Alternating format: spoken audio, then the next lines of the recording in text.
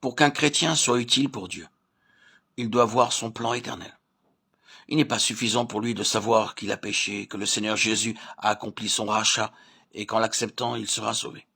Un tel chrétien ne périra pas, mais il est de bien peu d'utilité dans la main de Dieu. Dieu ne constitue pas l'Église uniquement pour avoir cette sorte de personnes.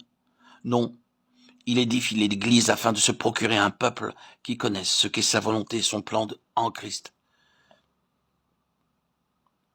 Cette connaissance requiert la révélation venant du Père, qui est dans les cieux. C'est ainsi que nous verrons que le Seigneur Jésus est le Christ de Dieu, qu'il est loin de Dieu. Il est la tête de l'Église, qui est son corps, rendu participante à son onction. Nous avons besoin de confesser que le Seigneur Jésus est le Christ et de déclarer que nous sommes chrétiens. Nous sommes à Christ et nous avons aussi part à son onction. Le jour où Dieu ouvre nos yeux, nous commençons à réaliser que, bien qu'étant chrétiens depuis de nombreuses années, notre horizon était bien étroit et qu'après tant d'années de travail, le domaine de notre activité était très limité. Dieu nous accorde son onction et nous voyons alors la grandeur de son œuvre. Ce qui est surprenant toutefois, c'est que certaines personnes déclarent avoir reçu l'effusion du Saint-Esprit et cependant, elles ne sont pas entrées dans l'œuvre de Dieu et n'ont pas vu pour quelle raison son onction est donnée. Nous devons demander à Dieu qu'il ouvre nos yeux afin que nous comprenions pour quel dessein le Seigneur Jésus a été oint et pour quel dessein l'Église a été ointe.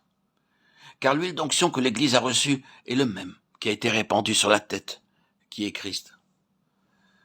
Nous avons besoin de connaître aussi que le Seigneur Jésus est loin de Dieu, de même qu'il est aussi le Fils de Dieu. Nous devons le voir comme celui qui a accompli le dessein éternel de Dieu, et aussi comme celui qui possède la vie et la nature de Dieu. Par le Fils de Dieu, nous connaissons Dieu lui-même, alors que par le Christ de Dieu, nous connaissons le plan de Dieu. Si nous connaissons le Seigneur Jésus comme le Fils de Dieu, mais que nous ne le connaissons pas comme le Christ de Dieu, nous ne saurons pas pourquoi il nous a créés, pourquoi il nous a sauvés et ce qu'il veut obtenir dans l'Église. Ainsi donc, nous devons connaître ce rocher, notre Seigneur Jésus, sous ce double aspect. Ce rocher, c'est ce que le Père a révélé à Pierre. Nous avons besoin que Dieu nous fasse voir combien grand est cet homme, le Seigneur Jésus. Nous devons le voir intérieurement, puisque ce n'est pas la chair et le sang qui peuvent nous le faire voir. Le sang se réfère à l'âme et la chair au corps. Ni l'âme, ni le corps ne peuvent nous aider à connaître cet homme que Dieu a élevé. Beaucoup de gens ont vu cet homme sur la terre, mais peu l'ont connu. Beaucoup se sont pressés autour de lui, mais cependant, peu l'ont touché. Certains ont été guéris par lui, mais encore une fois, peu l'ont connu.